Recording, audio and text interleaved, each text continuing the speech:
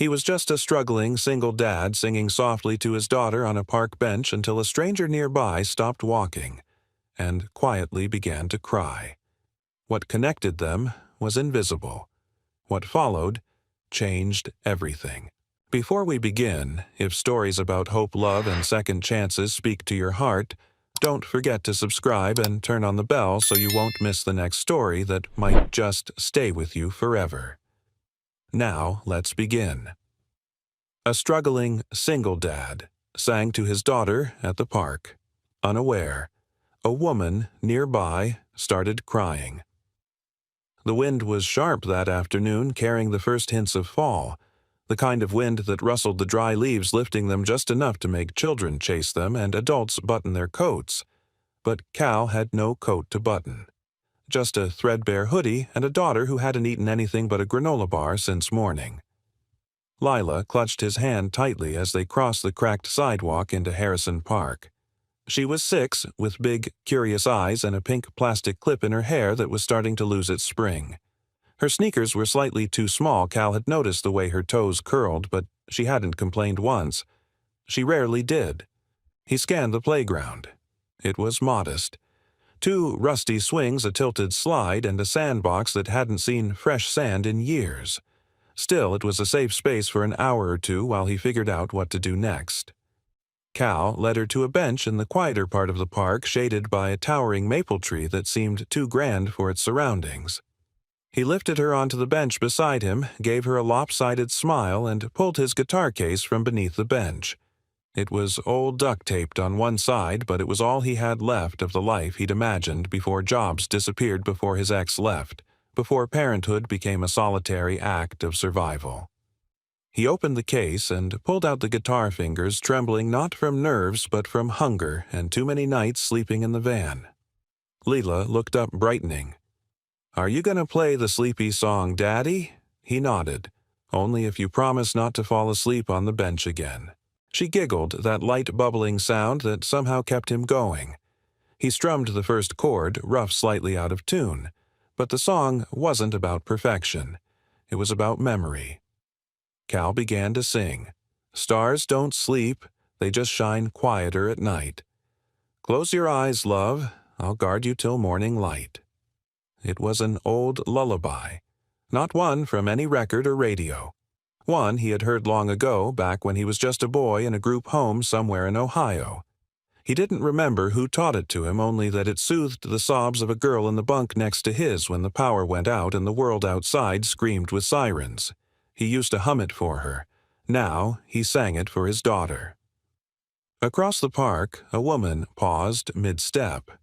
Mira Langston was not someone who paused often. CEO of a wellness startup now valued at 8 figures, she had conference calls, time blocks, and meditation alarms stacked with robotic precision. She'd stopped at the park for a walk between meetings, headphones in hand, eyes scanning emails, but something that froze her. That voice, that song. It hit her in the chest like a car backing into her ribs. She stumbled to a nearby bench without realizing her knees suddenly weak. The chords were simple, raw, but the melody carried a gravity that felt personal. Too personal. She blinked, focusing on the man playing. He looked like every struggling father she'd seen in the city, worn clothes, tired eyes, trying to hold the world together for someone small. The little girl was resting her head on his arm, content, safe. But the song. The stars don't sleep. They only shine quieter at night. Her lips parted. That line. That exact line. It wasn't in any published lullaby. It wasn't something you'd hear on TV. It was hers. She had been 8, scared, abandoned. The group home in the suburbs had been cold and loud, and she cried every night for the first 2 months, except the nights when he sang. She never saw his face clearly. Boys and girls were kept in different dorms, but one of them used to hum through the vents. Then, one night, there were words. He had made them up for her. Or maybe for himself. She never knew. Until now. Mira pressed a hand to her lips, fighting an unfamiliar tremble in her throat. Her heart pounded so hard it made her nauseous. 27 years had passed since that group home. She'd been adopted by family in Massachusetts, changed her last name, built a whole new life from dust. But something from that forgotten world was sitting 20 feet away, alive, singing, real. She wanted to get up, to speak, to walk over and ask, "Where did you learn that song?" But something in his posture, stooped, guarded, warned her not to interrupt. So she watched, and listened, and cried silently behind her designer sunglasses, feeling more exposed than she had in decades. When the song ended, the little girl clapped and the man chuckled softly. Mira stood hesitated and turned away. She didn't want to scare him. Not yet. Not before she was sure. But she knew. She knew. The man singing to his daughter in the park had once sung to her through vents in a broken building. He had stitched words into darkness and gave her the first real comfort she ever felt as a child. And now he had no idea she was here, watching, remembering, and starting, maybe for the first time in a long while, to feel something she thought was long gone. Hope. The elevator glided silently to the top floor of the Langston Tower, a sleek steel and glass headquarters that gleamed like ambition against the Boston skyline. Mira stood at the back of the elevator car, unmoving, arms crossed tightly as if holding herself together. The doors opened with a soft chime, but she didn't step out. She stared at her reflection in the brushed metal wall. The woman looking back at her was composed, sharp navy blazer heels that clicked with precision, and a face sculpted for press releases. But inside, beneath that polished armor, something had shifted. She leaned against the wall and closed her eyes. The melody still lingered in her ears like an echo from a dream. Stars don't sleep, they just shine quieter at night. Mira hadn't thought about that song in decades. She hadn't wanted to. The group home was a place she'd buried in the deeper parts of her memory, a faded scar beneath the surface of a perfectly curated life. She'd always told herself she was lucky to get out, that love, stability, and safety were earned, not owed. And yet, that song hadn't come from nowhere. It wasn't part of a soundtrack. It was theirs, hers, and the boy she never really saw but always remembered. His voice had been the only warmth in a world of metal bed frames and institutional beige. They weren't supposed to talk through the vents between dorms, but someone had. Night after night. At first, just humming, then a name. "Hey, you still crying?" And then one night that voice had offered her a lullaby. No adult ever noticed. No staff ever asked. The boy was just a whisper in the dark who sang until she stopped shaking. And when he stopped, when he vanished from the other side of the wall, she'd cried herself to sleep every night for weeks. Then she hardened, promised herself never to rely on anyone again. But that promise was unraveling. Mira stepped off the elevator and into her office, ignoring the receptionist who called out a greeting. She closed the door quietly behind her. Inside, the space was sleek, warm-toned, filled with curated touches of nature plants, abstract paintings, a soft couch. It was designed to feel calm, safe, controlled. She dropped her bag on the desk and sat. Not on the leather chair behind the desk, but on the couch, the place she reserved for the vulnerable moments of other people. Now she was the one unraveling. She pulled out her phone and searched Harrison Park musician's guitar, single dad, Boston area. Nothing helpful. She searched again local parks, community music events, afternoon performers. Still nothing.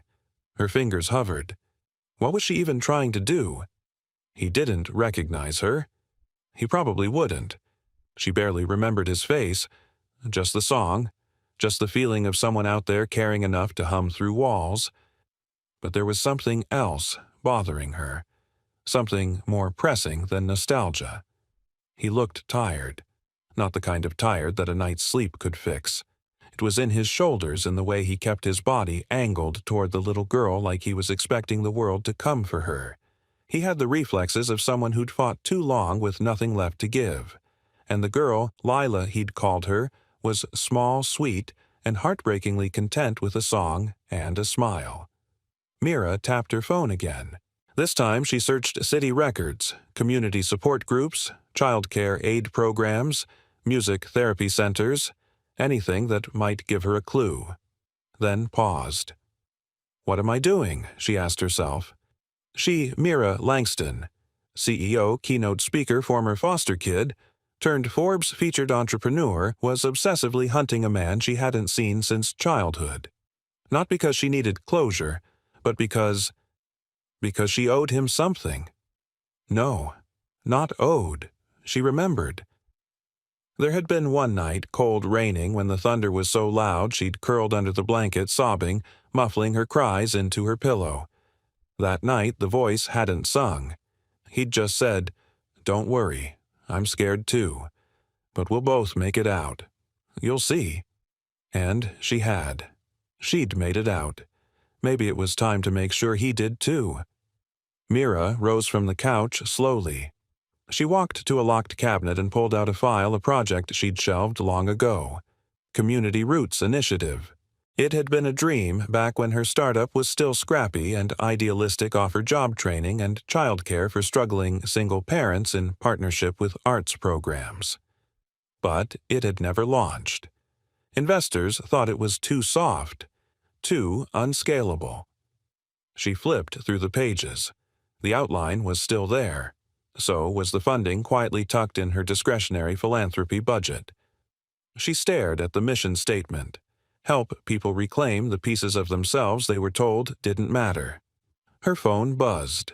A reminder, 2 p.m. wellness briefing. She dismissed it. Instead, she opened a new tab and typed "Set up meeting with director of local group homes." Her old one was still running now, under a new name. She hadn't set foot near it in 20 years. Maybe it was time.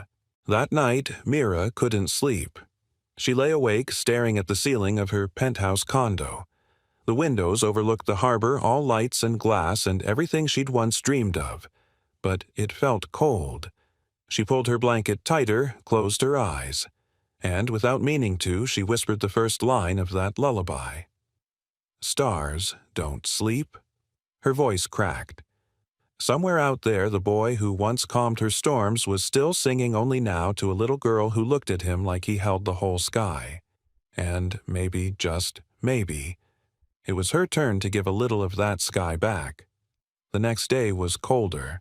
The kind of cold that seeped through clothes and settled into bones, the kind that made people walk faster, heads down, gloves tight.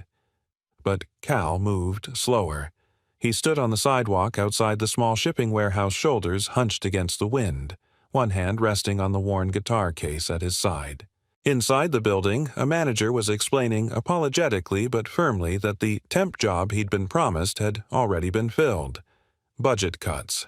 Nothing personal. Cal didn't argue. He just nodded, thanked the man quietly, and stepped back into the cold. Lila was at the community center daycare for a few hours thanks to a kind woman at the local church who had pulled strings. Cal had spent the last 3 hours walking first to the warehouse, then to the local diner, asking about dishwashing shifts, then to the music store on Main Street, where he'd offered to tune instruments for free if it might turn into something regular. Nothing. Everyone was polite, but no one said yes. Now he stood near the corner of Harrison and 6th, the guitar case heavier in his hand than ever before. Not physically, emotionally. It used to feel like hope. Now it felt like history, his not anyone else's. He walked back toward the park. He didn't know why. Maybe it was routine. Maybe it was because that was where Lila had smiled yesterday for the first time in days. Or maybe, though he wouldn't admit it, it was because of the woman in the tan coat with the unreadable eyes. She had watched him with a look he couldn't place. Not pity, not fear. Something else. He reached the bench under the maple tree, now losing more of its red-gold leaves. He sat, rubbing his hands together to warm them. Then he took out the guitar, tuned it slowly, and began to play, not for an audience, not even for Lila this time. Just to feel something move through his fingers that didn't feel like survival. Across the park, Mira stood at the edge of the walking path, hidden partly behind a lamppost, holding a paper cup of coffee that had long gone cold. She watched him. He didn't see her. He was too focused, too inside the music. Mira had spent the entire night trying to convince herself that this was absurd, that she should just move on, let the past stay where it was. But she couldn't. She had even checked her schedule this morning, told her assistant to block out the afternoon with a vague personal development label. And now, here she was, standing like a ghost on the edge of someone else's life. But she'd come for a reason. When Cal finished his song, she finally stepped forward. Her heels clicked gently on the pavement, and Cal looked up startled. Their eyes met. For a moment, neither spoke. Then Mira offered a careful smile. "I heard you yesterday," she said. Her voice was calm even. "Your song, it stayed with me." Cal squinted slightly, studying her. She looked polished, confident. Way out of his world, but there was something kind in her eyes. "Thanks," he said quietly. "My daughter likes that one. She's not here today, daycare, just for the morning." A friend pulled some strings. He hesitated, then added, "Helps me look for work." Mira nodded. "You're a musician." He laughed softly without joy. "Not anymore. Just a dad with a guitar and not enough time to tune it, right?" She smiled again, this time with a flicker of something deeper. "I used to hear that song, a long time ago, in a place I try not to think about." Cal froze. Mira watched his eyes shift just barely, but it was enough. There was something there. Recognition memory. Or maybe just the instinctive tightening of someone who's been hurt too many times. "I'm Mira," she said, offering her hand. He looked at it, then shook gently. "Cal." She sat beside him on the bench, leaving a respectful space. "I don't want to intrude. I just wondered if you wrote that song." Cal looked at the guitar, then at her. "I don't remember," he admitted. "Parts of it, maybe. I think I heard it once. A long time ago. Some words came later. It's been with me ever since." Silence settled between them. Not awkward, just full of things neither of them knew how to say yet. Then Mira asked quietly, "Were you ever in the foster system?" Cal's shoulders twitched. He looked away. "Yeah, years ago. Couple homes. One of them was in Ohio." Mira felt her pulse jump. "Me too." Cal looked back at her slowly. There it was, just a flicker, but real. The same flicker he'd seen in mirrors when he hummed the song alone, the same ghost she had chased all night. "I remember," she whispered. "I was the girl who cried at night. Someone sang that song through the vents. Every night. Until one day it stopped." Cal's mouth parted slightly. He blinked as though trying to process something too old, too fragile. "I didn't know," he said, voice hoarse. "They moved me without warning. I thought you'd stop needing it." Mira looked down at her hands. "I never stopped needing it. I just learned how to be quiet." They sat in silence again this time, both aware it was no longer coincidence. It was recognition. It was two children who had once shared the same pain, now sitting on the same bench, grown weary but still carrying the same thread of music between them. After a moment, Cal asked, "Why now?" Mira looked at him. "Because I think maybe you helped me survive something I didn't know how to survive, and I'm not sure you ever got that in return." He didn't answer. Not yet. But his eyes softened. His grip on the guitar loosened. And for the first time in a long time, the space between them didn't feel so heavy. It felt like the beginning of something that had been waiting years to be found. The faded brick building on the edge of Westvale Avenue hadn't changed much. The name had, from St. Augustine Children's Home to the more hopeful Haven Bridge Community Center, but the bones were the same. The archway still creaked in the wind. The chain-link fence still leaned inward like it was trying to protect what stood behind it.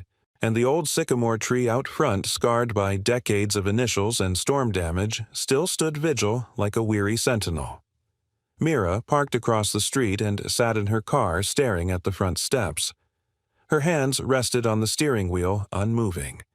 For someone who had negotiated 7-figure deals and stood on TED stages without blinking, it was absurd how this small, quiet building made her pulse race.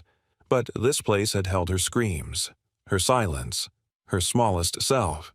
She hadn't been back since the day she was adopted at age 8, when the Langstons had driven her away in a beige Volvo and promised her a fresh start. That start had been real in many ways. It had given her education structure, even affection, but it also came with an unspoken rule: never look back. Today, she was breaking that rule. She stepped out of the car heels, clicking lightly on the pavement, and walked through the front gate. A child's laughter echoed from the back lot, a different child in a different time.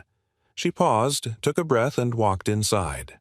The lobby smelled of lemon cleaner and something nostalgic, paper maybe, or sunlight filtered through old curtains.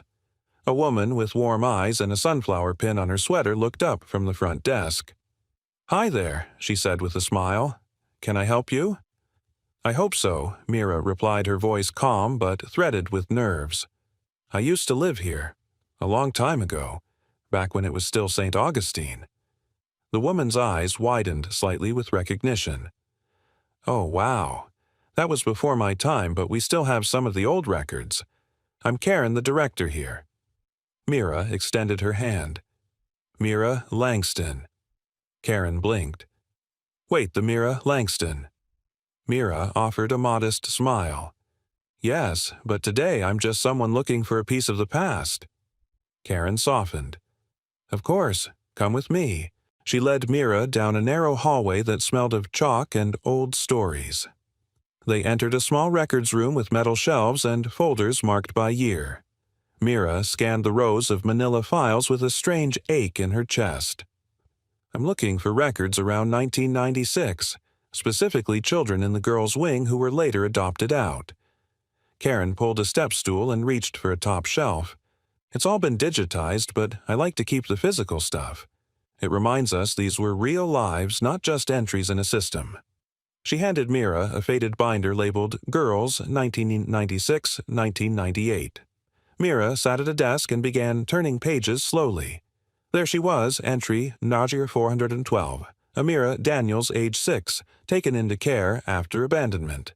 Adopted by the Langston family 2 years later. Attached to her file was a scanned drawing, a stick-figure girl with long black hair standing next to a giant sun. Her breath caught. On the back of the page, scribbled in messy, childish handwriting, "I like songs. The boy sings to me. Don't tell." Mira's throat tightened. She hadn't remembered writing that. But it was hers. Karen stepped out to give her space. Mira flipped through to the boys section. She didn't know what she was looking for, just something that would make it real. She had no last name, no face to match to Cal. Just the music. Then she found it. Caleb Jennings, age 7. Transferred mid-year to another facility. Not adopted. There was no photo. Just a note in the margin. Shows musical aptitude. Comforts other children. Emotionally withdrawn after March transition. March. That was when the songs stopped. Mira closed the binder, her heart pounding. It was him. She felt an ache of guilt, of gratitude, of something nameless that had waited decades to surface. Back at the front desk, Karen was chatting softly with a social worker. Mira waited until they finished, then asked, "Would you happen to have any archives of creative activities from that time? Drawings, letters, maybe music?" Karen smiled. "We have boxes. Kids used to write their own little lullabies or poems. Some of it's heartbreaking. Some oddly beautiful." She brought out a shoebox-sized container labeled Creative Writing, 1990s, and placed it on the table. Mira opened it slowly. Inside were construction paper collages, crayon scribbles, torn notebook pages. She flipped carefully through them until she saw it. A page folded 3 times, slightly faded. In pencil. "Stars don't sleep. They only shine quieter at night. Close your eyes, little bird. I'll be here." Out of sight. Her hand trembled. At the bottom, signed in shaky handwriting, CJ. She pressed the paper to her chest. For a long moment she sat in silence as the air seemed to shift around her, like the building was whispering back. When she finally stood to leave, she turned to Karen. You run this place with a lot of heart, Mira said. We try, Karen replied gently. It's hard, but every now and then we hear that something we did, or didn't even know we did, mattered. Mira nodded slowly. Someone here once sang to me through a vent. I think it changed the trajectory of my whole life. I just didn't know it until yesterday. That night, Mira sat in her penthouse, the poem laid out before her on the dining table. She stared at it like it might disappear. Cal had no idea he had given her this, that he had been her lifeline. But now she had something to give back. She picked up her phone and opened the draft for the Community Roots Initiative proposal she'd shelved years ago. Then, without hesitation, she typed a new title across the top, The CJ Project Giving Hope a Voice. This time, it wasn't a corporate pitch. It was a promise. The light in the kitchen flickered for the third time that morning, a stuttering blink that Cal could almost time with the beat of his pulse. He sighed and jiggled the overhead switch like it might magically fix everything wrong in their rented apartment. It didn't. He glanced over his shoulder. Lila sat at the tiny kitchen table, crayons scattered in front of her tongue sticking out in concentration as she drew a picture of what looked like a large, smiling dinosaur and a man with a guitar. "That me?" he asked, pouring the last of the cereal into her bowl. "No milk today." She nodded without looking up. "You and me at the park. You're singing. The dinosaur's just visiting." Cal chuckled softly and ruffled her hair.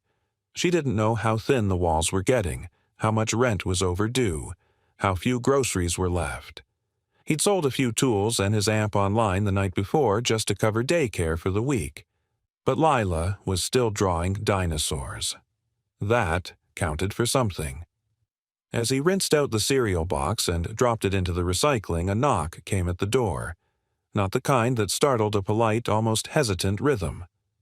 Cal wiped his hands and opened it. Mira Langston stood there.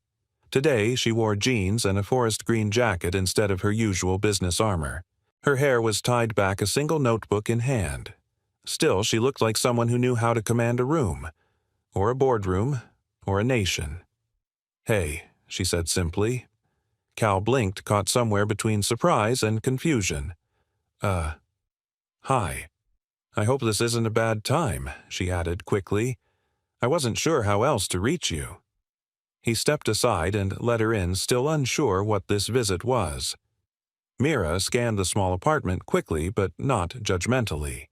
She noted the neatly folded laundry on the couch, the stack of library books by the TV, and the absence of clutter. Cal's pride lived in every corner of this space. "I brought something," she said, holding up the notebook. Lila peeked over the top of her dinosaur. "Is that the lady from the park?" Mira smiled and crouched to her level. "It is, and you must be the dinosaur artist. I'm Lila. Hi, Lila. I'm Mira. I liked your dad's singing very much." Lila beamed and went back to her drawing. Cal crossed his arms, still cautious. "So, what brings you here, really?" Mira straightened. "I've been thinking about your situation, about how we crossed paths again. And I realized something. You helped me once when we were both just kids and didn't know what helping even meant." "You don't owe me anything," Cal said quickly. "I'm not offering charity," she replied just as fast. "I'm offering an opportunity. For both of us." She opened the notebook and laid it on the table between them.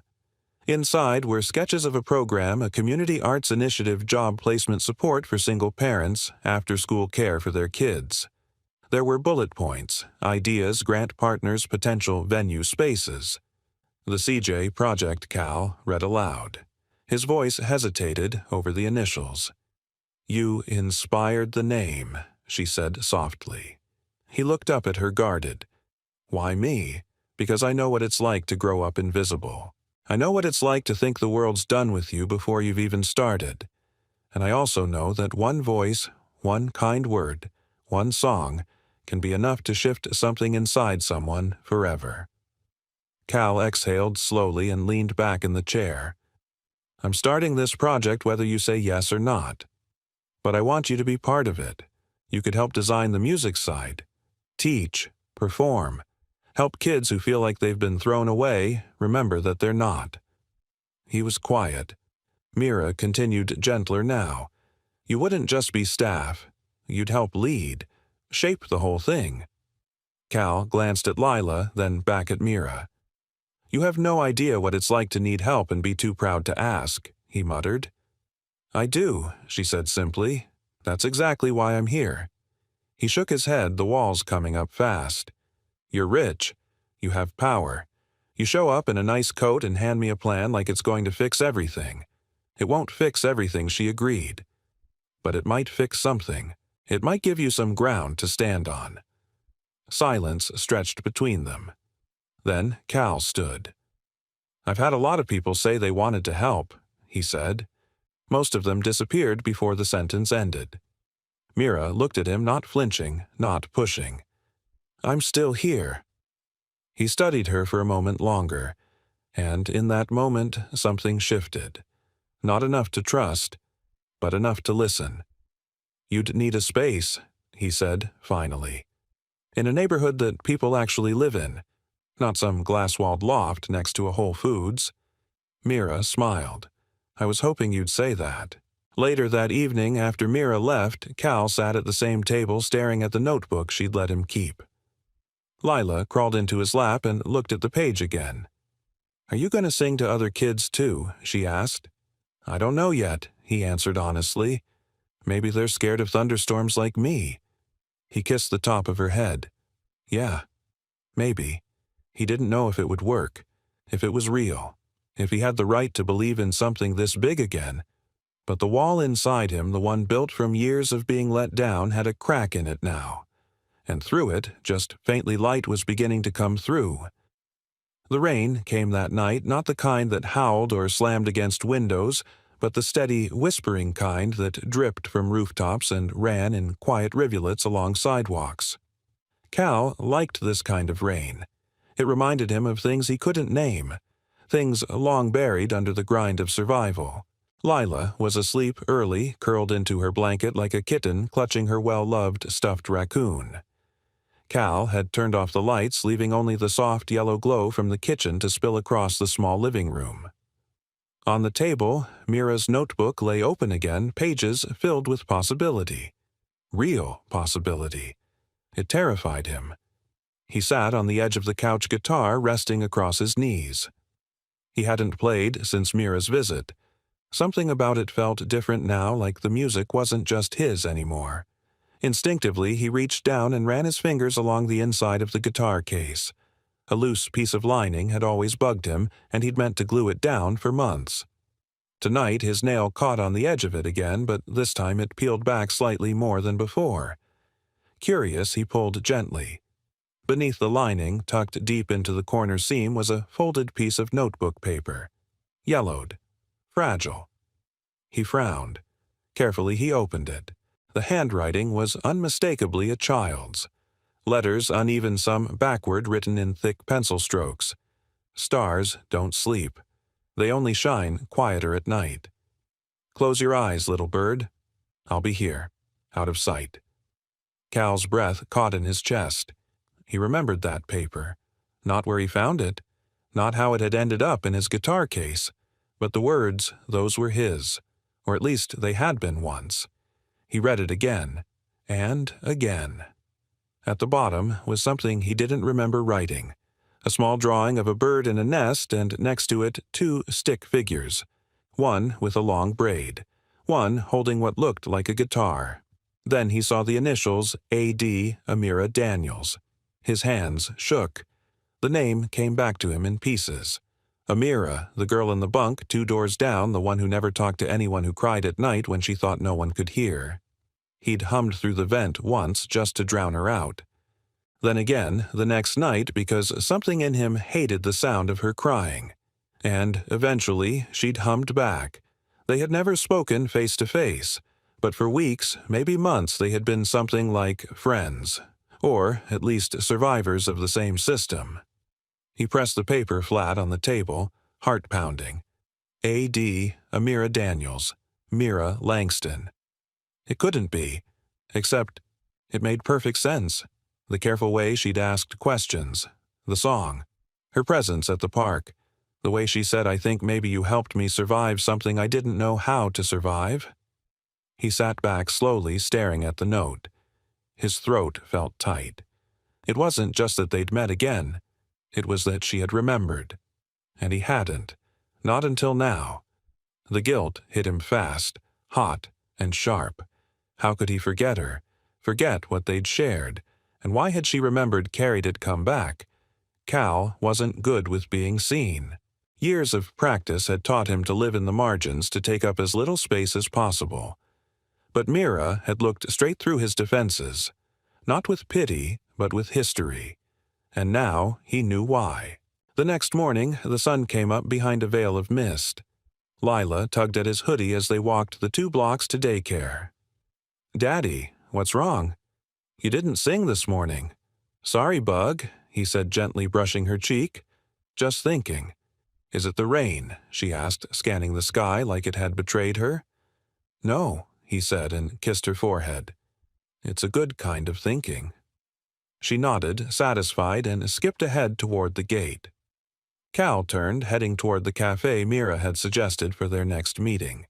She was waiting outside when he arrived, coffee in hand, wrapped in a soft gray scarf. She looked warmer than she had that first day in the park, less guarded. But when she saw him, something in her posture straightened, like she was bracing for something she couldn't quite name. "You found it, didn't you?" she asked before he could speak. He blinked. "The note." Mira's eyes softened. "I was hoping you would. I couldn't be sure. I didn't remember." Not fully, Cal admitted. But reading it was like hearing the song for the first time again. "I never stopped hearing it," she said quietly. Cal looked away for a second, then met her eyes again. "Why didn't you just tell me?" "Because I didn't want it to feel like I was chasing a ghost," she said. "Or pressuring you into remembering something that maybe didn't matter to you." "It did," he said, "more than I can explain." They stood in silence for a moment. "I kept that guitar all these years," he continued. "Through 6 apartments, a storage unit, 2 cities, and that note stayed hidden the whole time. I think maybe I wasn't supposed to see it until now." Mira smiled softly. "Maybe that's the way memory works. It comes when we're ready to carry it again." Cal studied her, the scarf around her neck, the calm in her voice, the quiet force that had driven her back into his life, not out of nostalgia, but with purpose. "You really want me to help lead this thing?" he asked. "I want you to help build it," she replied. "Because it was you who taught me that some people give without asking for anything back. I think it's time the world learned how to do that again." He nodded, slow but certain. "I'm in," he said. Not because he needed a job, but because for the first time in a long time he felt like someone worth building something with. And this time, it wasn't about saving anyone. It was about remembering that someone once sang through a wall just to make sure a girl didn't feel alone. And that kindness, however small, was enough to echo through a lifetime. Mira stood at the window of her apartment, arms wrapped tightly around herself as the early evening lights of Boston blinked to life below. Her reflection in the glass looked like someone she didn't quite recognize, calm on the surface but storming underneath. She'd always been good at control. Good at setting boundaries, holding her emotions at arm's length, pushing herself further than necessary just to keep from looking back. But ever since Cal found that note, since they both remembered something had cracked open inside her. Not a wound. A door. And now they stood on either side of it, waiting to see who would walk through first. That morning, they'd met again, this time in the drafty auditorium of a once-abandoned community center in Roxbury that Mira's company had recently purchased for renovation. The floorboards creaked. The ceiling leaked near the back wall, but there was sunlight pouring through tall, dirty windows, and the bones of the place whispered promise. Cal stood near the makeshift stage, looking up at the rafters. "This could work. It has good bones," Mira agreed, stepping beside him. "Needs soul, though." He turned to her. "That's what we bring, isn't it?" She smiled, and for a moment they just stood there. Not CEO and candidate. Not strangers with a strange connection, but two people who had once comforted each other through vents and silence, finding each other again in a world that didn't usually give second chances. Then, without warning, the smile faded from Cal's face.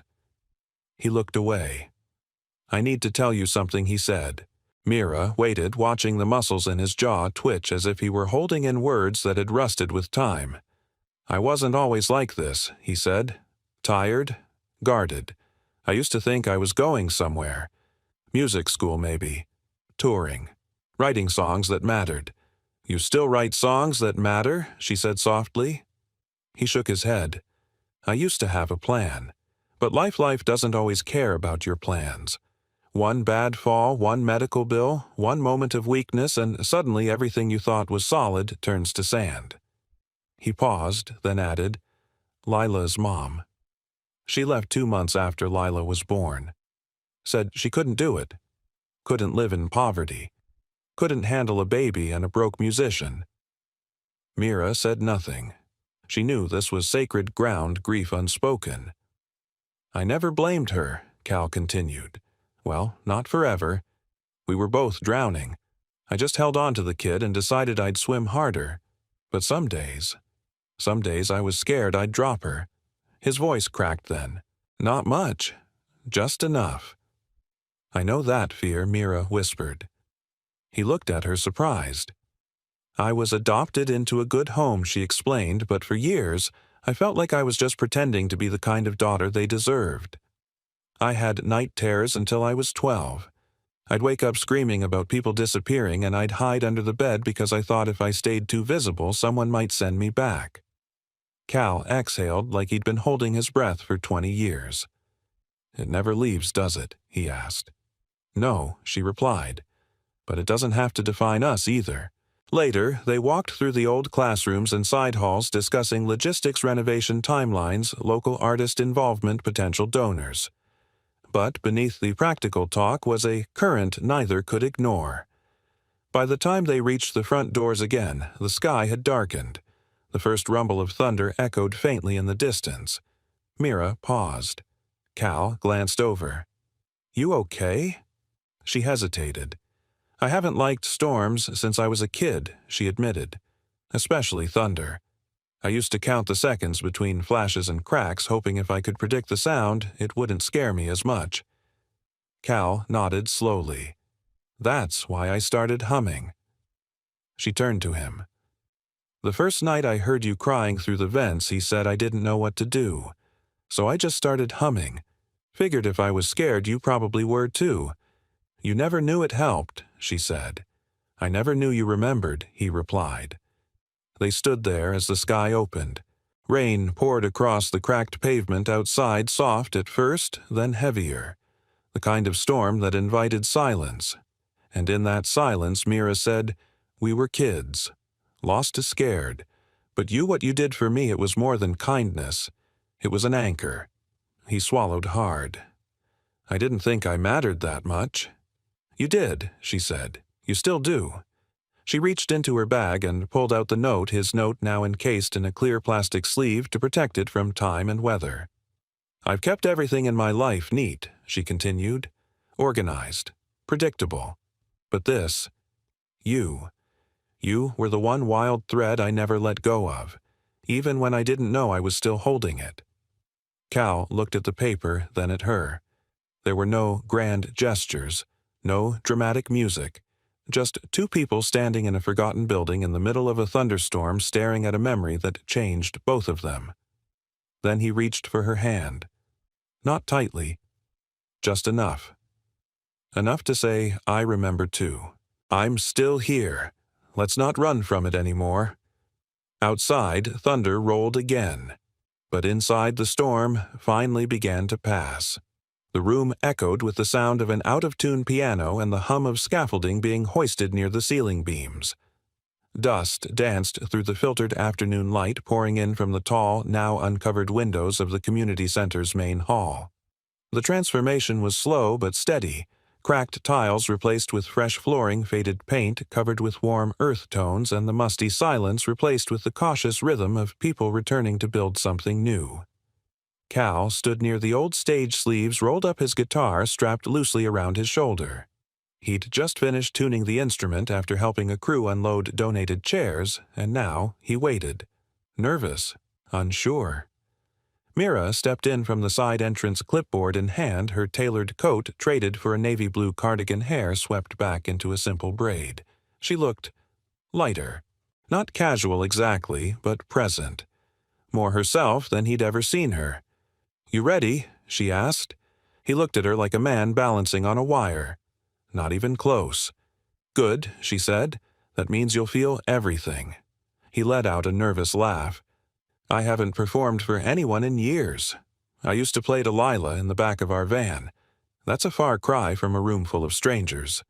"They're not strangers," Mira said. "They're pieces of the same world we came from. Just waiting to be reminded it can sound like music again."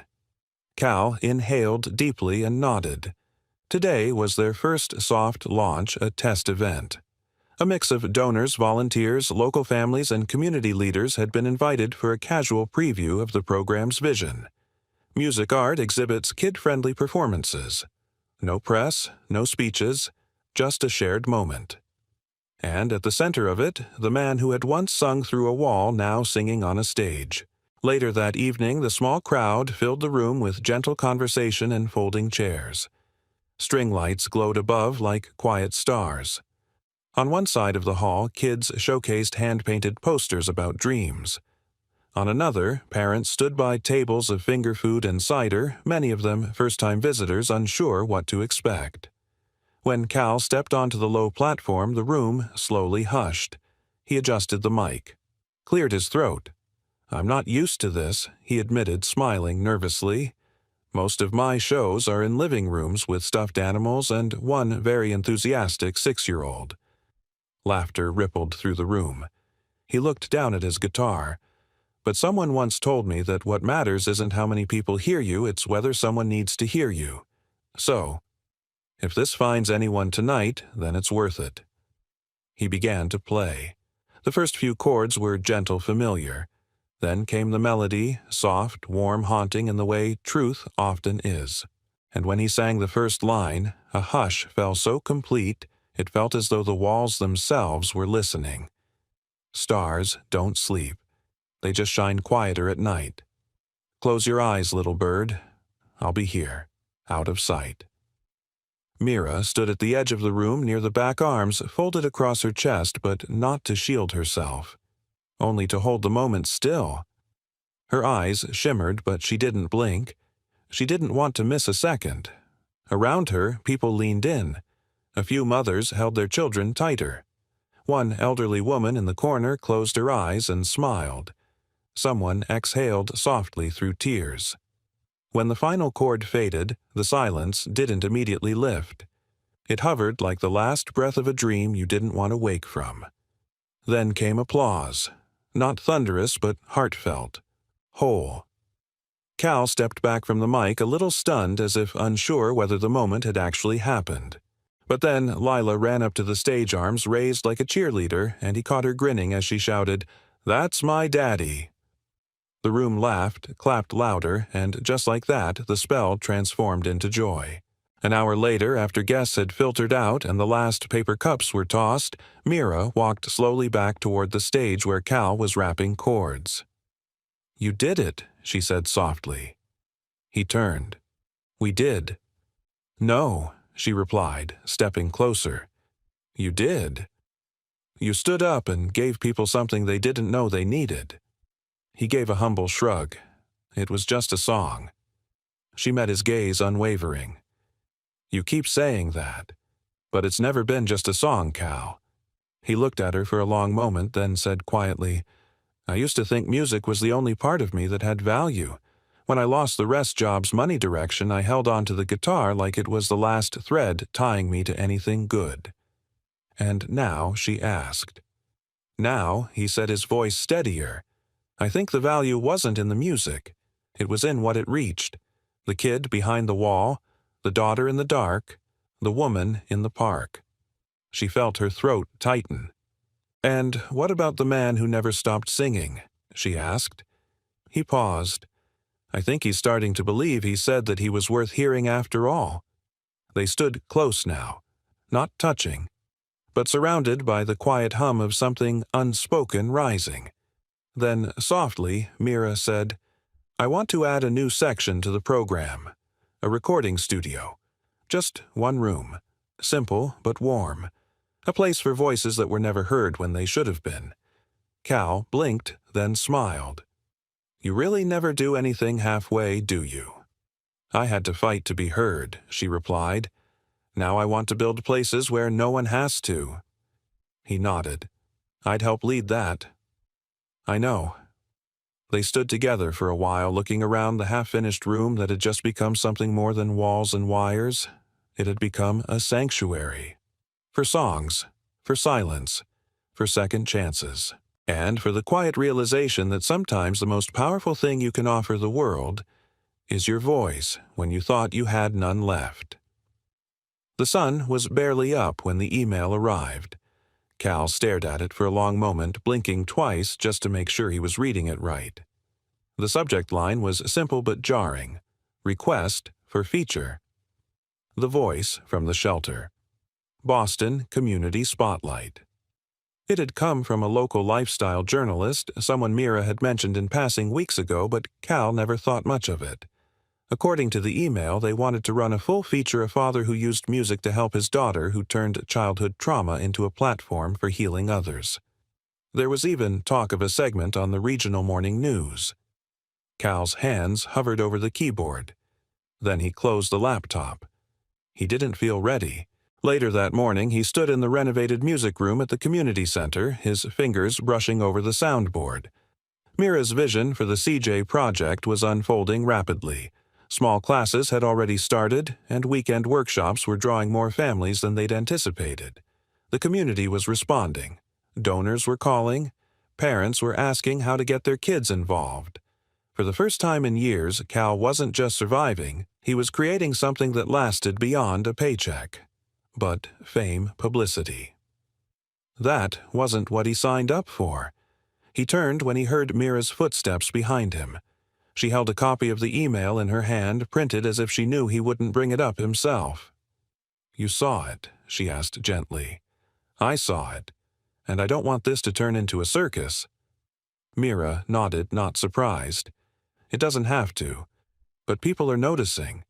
And some of them need to hear what you've lived. Not because it's dramatic, but because it's real." Cal shook his head. "What if they start digging into my past? Into Lila's mom? Into everything I failed at?" "You didn't fail," Mira said firmly. "You stayed. You fought. You built. And that story is exactly why people will listen. But what if they think I'm just some charity case who got lucky with the right woman showing up at the right time?" Mira's gaze softened, but her tone stayed steady. "Then, maybe they'll also see a man who could have shut the door on that woman but didn't, who kept showing up for his kid when no one showed up for him." He looked away, jaw tight. "You think this is about me?" She continued, stepping closer, "But it's not. It's about every father out there who thinks he has to disappear in order to protect his kid from disappointment. It's about every child still waiting to hear a lullaby through the wall." That silenced him. Because somewhere deep down, he knew she was right. That weekend, the article went live. The title, From Vents to Voices. One Father's Song of Survival. There was a photo of Cal sitting on the edge of the community center's new stage, Lila in his lap, both of them smiling mid-laugh. The story detailed his journey, not just the music, but the loneliness, the failures, the quiet acts of perseverance. It also mentioned Mira not as a savior, but as someone whose past ran parallel to his. A reunion not of romance, but of recognition. The piece was gentle, respectful, but it was enough to ripple. Social media picked it up. Other nonprofits reached out, teachers, therapists, single parents. Emails poured into the community center's inbox with the subject line, "That story saved me," or "I thought I was alone." It was overwhelming, and then the inevitable. A local morning show called. They wanted both Cal and Mira to appear for a 10-minute live interview. Cal resisted, hard, but Mira had a plan. "You don't have to go," she said calmly the day before the segment. "But I'd like to." He studied her, unsure. She smiled. "You once gave me your voice. Let me return the favor." The next morning, Cal stood in his kitchen watching the segment on his laptop while Lila ate cereal at the table. Mira looked poised, radiant on camera, but real. She spoke from the heart about growing up in the foster system, about loneliness, about the power of small kindnesses that echo into adulthood. When the interviewer asked about the man behind the music, Mira didn't flinch. "He's not a headline," she said. "He's a father who chose to stay when staying was hard. He's the voice I heard when I was most afraid. And now he's making sure other people hear their own." Cal felt his throat tighten. Lila, spoon in midair, said, "She's talking about you." He nodded. "She's really nice," Lila added, then paused. "Do you like her?" Cal blinked. "What you look at her like when you sing my favorite song. The one with the stars." He laughed, surprised. "You notice that I notice everything," Lila said proudly, then shoveled more cereal into her mouth. That evening, as twilight settled in, Cal walked to the park with Lila on his shoulders. She giggled as she reached for leaves overhead, feet kicking gently against his chest. They passed the old bench, the same one where this all began. And there, as if drawn by gravity, stood Mira. She was watching the sky. He stopped beside her. "You did well this morning," he said. "I spoke the truth," she replied. "That's easier when it's not about you." Cal glanced up at the fading light. She said, "I look at you the way I sing her favorite song." Mira turned. "Is that a good thing, I think," he said. "Slowly, it means you're safe, familiar, and kind of essential." They both smiled quietly. No rush, no declarations, just something forming between them, slow and solid, like a melody returning after a long pause. Mira looked at Lila now, curled against Cal's shoulder, drowsy from the walk. "She's lucky," she whispered. "So am I," Cal said, without hesitation. And in that quiet moment beneath the soft wash of dusk and memory, they stood together, not as headlines or projects or ghosts of who they once were, but as a man, a woman, and a child, each of them learning how to be seen, and heard, and whole. The air inside the community center buzzed with the anticipation of something just beyond definition, something not quite a performance, not quite a fundraiser, and far more than either. Tonight was the gala. Not a black tie affair, but a heart-crafted celebration. A culmination of months of work, of late-night rehearsals, chipped paint, and grant proposals.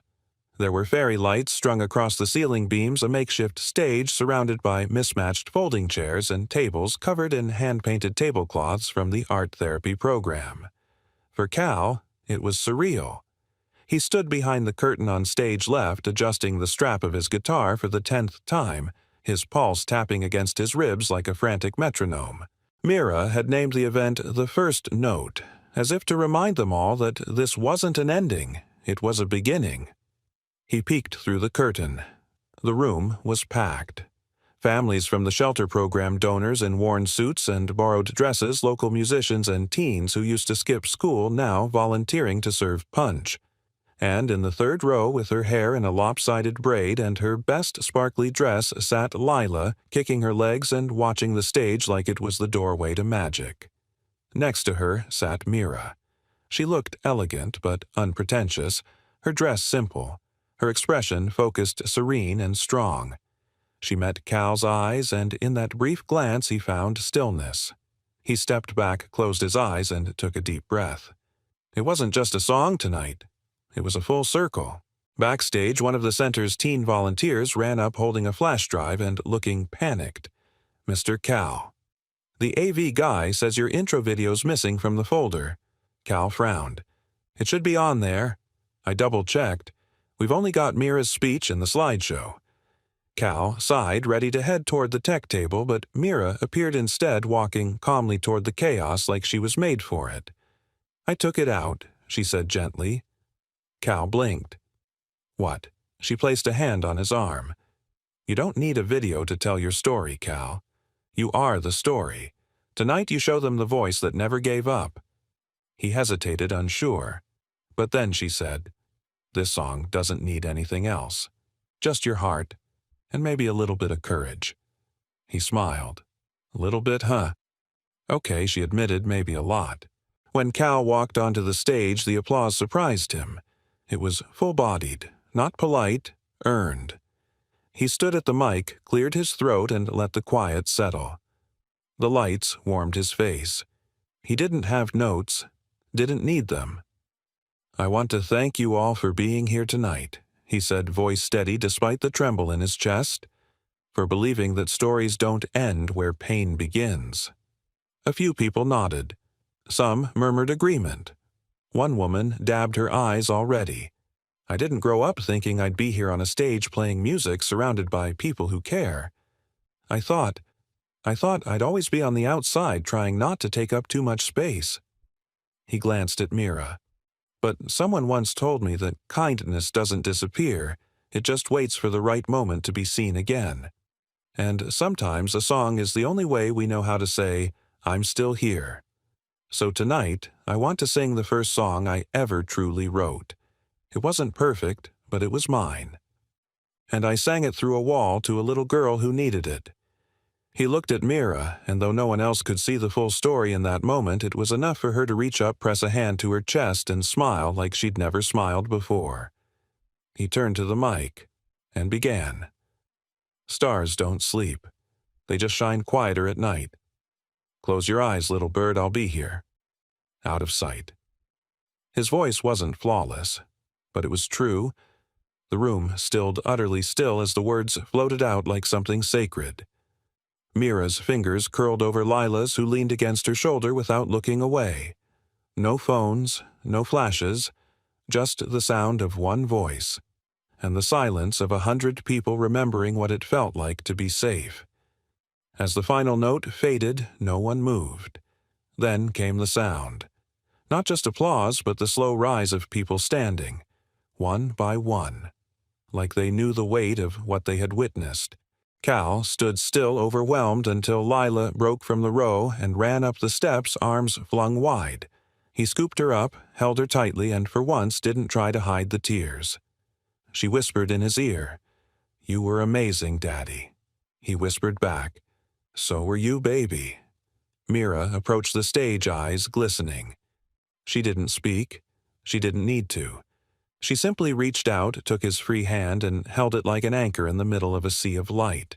Later that night, as the chairs were folded and lights dimmed, Cal stood in the entryway, watching as families lingered, laughing, hugging, holding on to something they hadn't known they needed.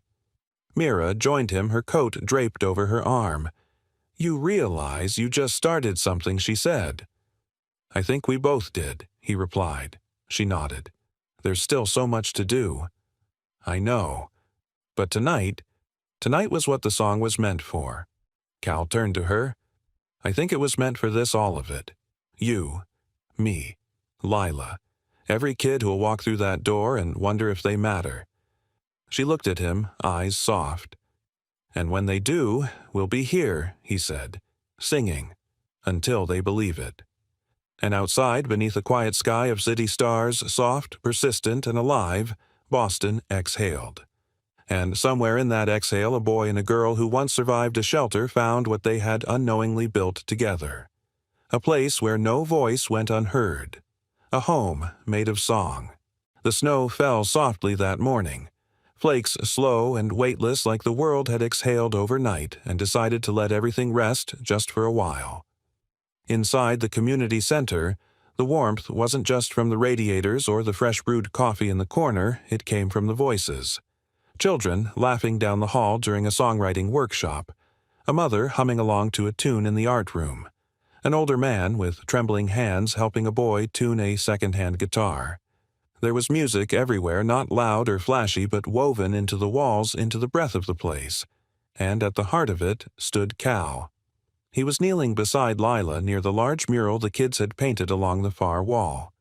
She pointed proudly at the small bird she had drawn, nestled on a branch next to a guitar and two figures hand in hand under a night sky. "That's you and Mira," she said confidently. "And me." Cal smiled.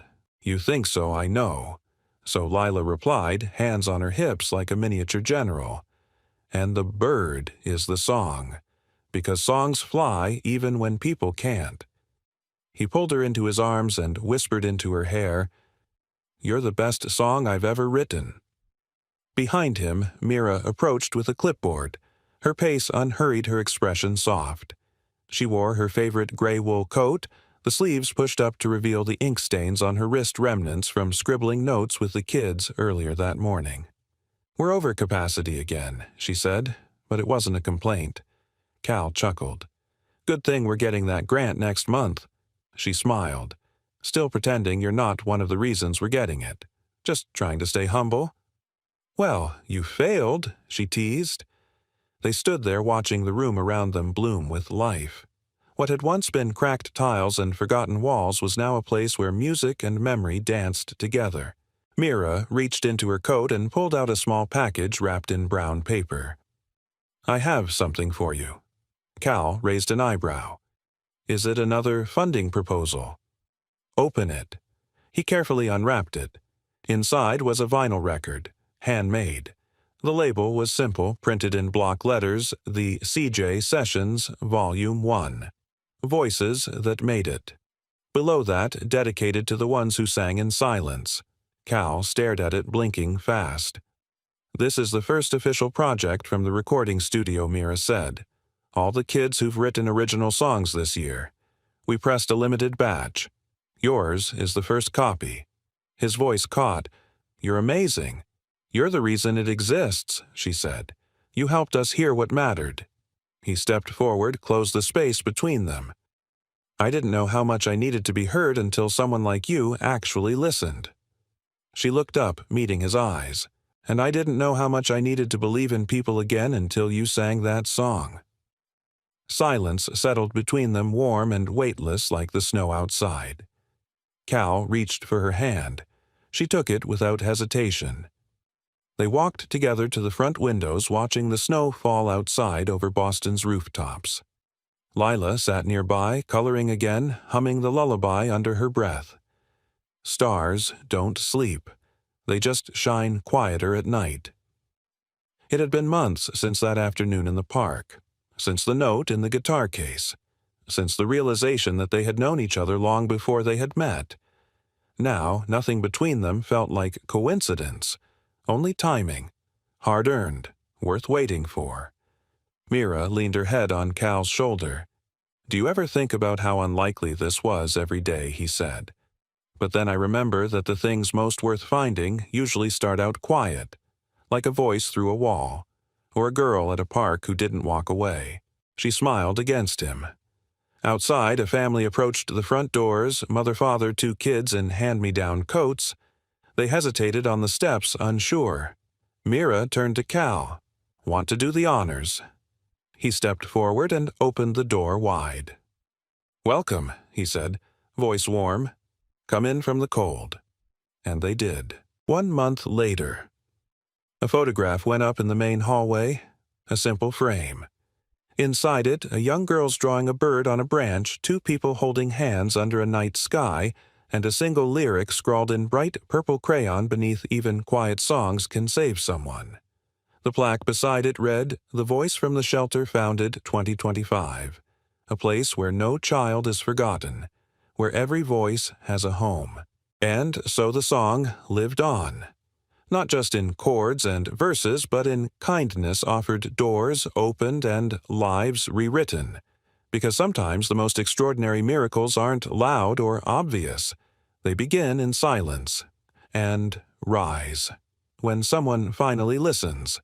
Certainly, here's a warm, emotionally resonant outro interaction prompt written in natural conversational English, perfectly suited for the tone of your video. Where are you watching from? We'd love to know. Drop a comment and share your thoughts, or just say hello. Your stories and reflections mean the world to us. If this story touched your heart, Please consider subscribing and turning on notifications so you won't miss any of our upcoming stories about love, kindness, and the quiet miracles that change lives. Thank you for spending your time with us. Until next time, stay kind, stay hopeful, and keep listening for the songs that bring us home.